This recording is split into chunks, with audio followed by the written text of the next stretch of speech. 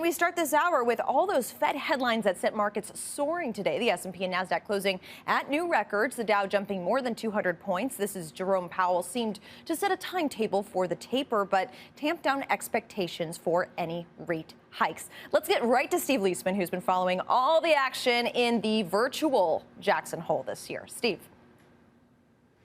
Yeah, virtual Jackson Hole, but real impacts on the markets, as you said. Fed Chair Jay Powell said outright he expects the Fed would start tapering later this year if the economy continues to improve. But he left himself flexibility by not offering a specific month for the announcement or the beginning of the taper. Powell said inflation, it's past the test to start tapering. Employment on the way to a passing grade. The outlook for the labor market has brightened considerably in recent months. After faltering last winter, job gains have risen steadily over the course of this year and now average 832,000 over the past 3 months, of which almost 800,000 have been in services. Powell said the Delta variant represented a risk, but he still expects good job growth in the months ahead. He also said inflation will likely prove to be transitory and that rate hikes require a higher standard than tapering does. But members of the Federal Market Committee, in interviews on CNBC right here, they were pretty definitive. It was time for the Fed to ease back on the throttle. My view would be let's start the taper and let's do it quickly. Let's not have this linger. You know, the last time we did the taper, the economy was in a much weaker position than it is right now. And because of that, there was some uncertainty that the taper itself could trigger some weakness, further weakness in the economy. I just don't think we're in that position now. So a lot depends now on that coming August jobs report. We'll get that next Friday. And how much his committee, or Powell's committee, insists it's time to go now. A taper could be announced September or November. But it's clear, Leslie, it's coming. Thank you, Steve. We appreciate it and all of your hard work throughout the week. It's been a busy one for you. We have an after hours. Actually, we are going to start trading what happened with the Fed this week. Tim, what do you make of the comments and what does a kind of pulling back of these asset purchases mean for the prospect of volatility in the market?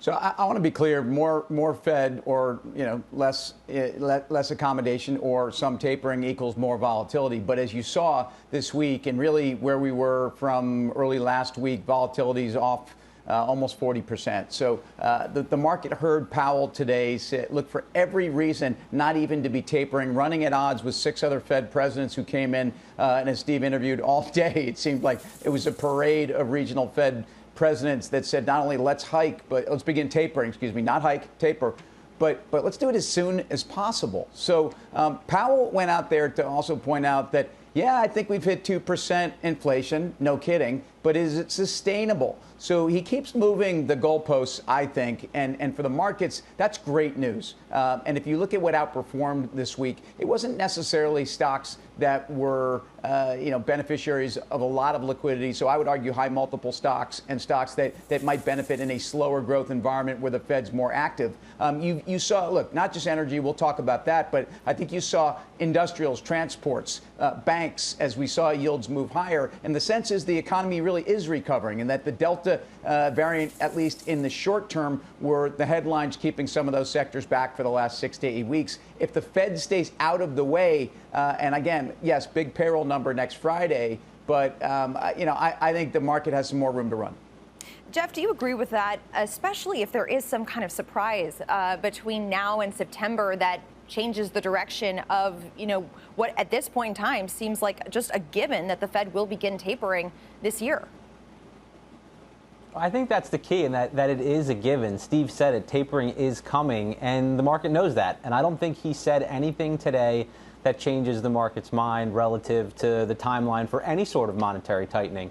Clearly divorced tapering from rate hikes. I think that's pretty important. So whether tapering happens in November or December, you're not going to see rate hikes until the end of 2022 at the earliest. And what I think that means is probably a steeper yield curve and a market that is able to accept its fate, which is tapering coming over the next couple of months. And Tim mentioned what led this week. I thought what led today was particularly interesting because I would have expected long-term rates to drift a little bit higher, the curve to steepen. sort of the opposite happened. So you might have a little bit of a different read on how the market was interpreting this, but one thing I'll say about the 10-year Treasury, there was a lot going on in the options market today relative to some expiration. So I think the volatility in the 10-year might not be the right read. I think what you saw in the equity markets in terms of how investors are interpreting this is the right read. Value marginally underperforming, but banks outperforming, mid-cap, small-cap outperforming by a lot, international outperforming. So I think that's the read on how the market's interpreting what happened today with the Fed. Steve, I see you nodding. Do you like Jeff's assessment of the right read? The market's responding in the way they should? Yeah, just to Tim and Jeff's points, we had, as Tim said, 6 Fed officials come out being uber hawkish, I would say, relative to what we've seen as of late.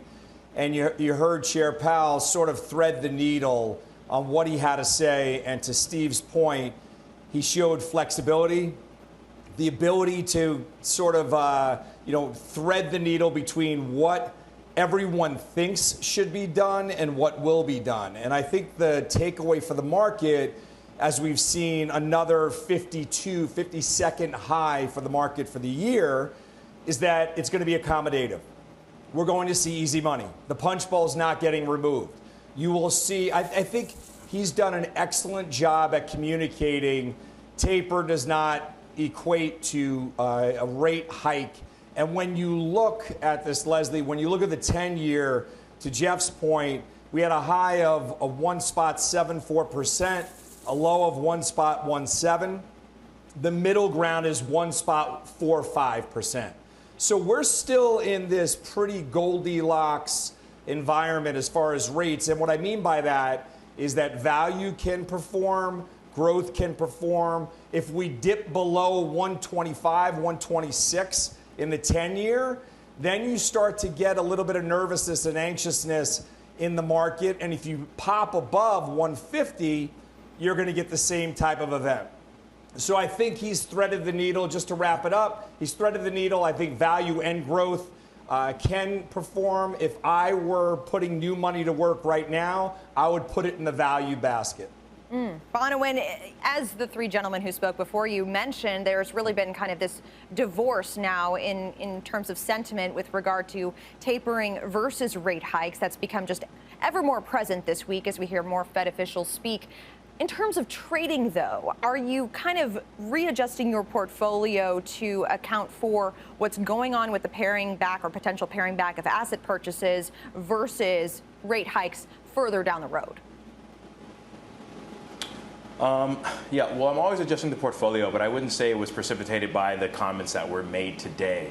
I think a lot of us have come on here and kind of said, listen, actually, let me take a step back first. So 2 things that really stuck out to me. We talked about volatility, and then Steve kind of alluded to like equilibrium, right? There seems to be this push-pull between absolute dovishness or absolute hawkishness. And the fact of the matter is that we still do have this underlying delta unknown that is in neither one or the other camp. And what I think Powell is trying to do is say, okay, I can recognize that there are inflationary pressures, that the economy is performing well, and I need to move in lockstep with that. But there is a caveat that I want to allow myself maximum flexibility to adjust if that is necessary. The last thing about volatility, looking at the VIX, right? We're back down towards a low. And the last thing that you want to do when tapering is have a repeat of previous history. So to be very transparent and forthright in terms of how you're going to move, understanding that you are going to be I'm going to stop short of saying injecting volatility, but you are going to be removing a volatility dampening product from the market, or procedure from the market. And I think it's very important that we kind of find some equilibrium between those two. But in terms of repositioning the portfolio, I think you've already seen that, to Steve's point, both growth and value can perform well. And I would caution against jumping completely into one camp or the other. That's my key takeaway.